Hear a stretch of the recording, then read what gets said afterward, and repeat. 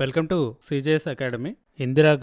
ఇందిరాగాంధీ తన రాజకీయ జీవితంలో జరిగినటువంటి ముఖ్య పరిణామాల గురించి ఇప్పుడు మనం తెలుసుకుందాం. ఇందిరాగాంధీ యొక్క జననం 1917 నవంబర్ 19, అలాగే మరణం 1984 అక్టోబర్ 31. ఇందిరాగాంధీ యొక్క అసలు పేరు ఇందిరా ప్రియదర్శిని. ఇందిరాగాంధీ గారి కుటుంబం అంతా స్వతంత్ర పోరాటంలో ప్రముఖులే అవ్వడం చేత ఈమె చిన్నప్పుడే జెండాలు తయారు చేయడం వంటి దేశభక్తి పనులు చేయటం అలవాటు చేసుకుంది. క్విట్ ఇండియా ఉద్యమంలో పాల్గొని ఒక్కసారి అరెస్ట్ అయ్యారు. లాల్ బహదూర్ శాస్త్రి హయాంలో సమాచార ప్రసార శాఖ మంత్రిగా పనిచేశారు. ఇందిరాగాంధీ యొక్క తండ్రి నెహ్రూ ప్రధానిగా ఉన్నప్పుడు ఆయన వెంటే ఉంటూ అన్ని చూసుకునేది.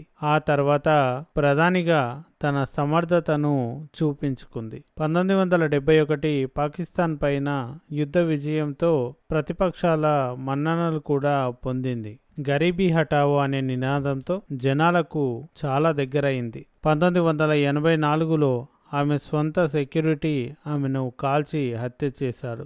ఈ వీడియోని లైక్ చేసి మీ ఫ్రెండ్స్కి షేర్ చేయండి. అలాగే ఇంకా ఎవరైనా మన ఛానల్ని సబ్స్క్రైబ్ చేయనట్టయితే వెంటనే సబ్స్క్రైబ్ చేసి పక్కనున్నటువంటి బెల్ ఐకాన్ని క్లిక్ చేయండి.